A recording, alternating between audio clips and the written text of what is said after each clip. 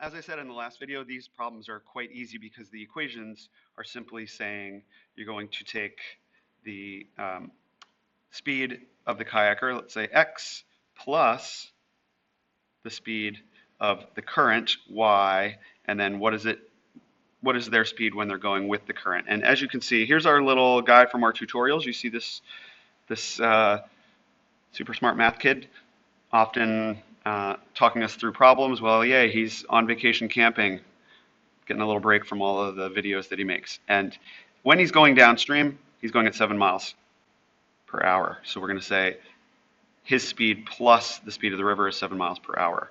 And then if he's going upriver, which is what he was doing to photograph the waterfall, you can see the waterfall over here, it would be that kayaker speed minus the current's speed since he's going against it. And that equals, as you can see in the illustration, is where the information is 4 miles per hour. Okay?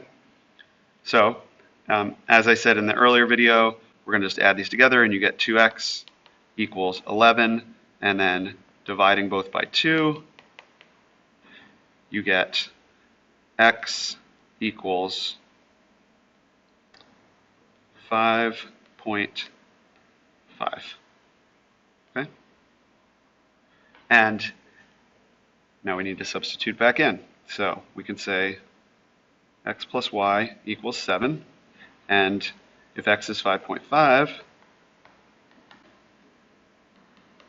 and you subtract that amount from both sides, you get y equals 1.5 for the speed of the river. If you add them together, you get the speed of 7 going together. And if you subtract them going against the current, you get 4. So that makes sense. So that is your solution.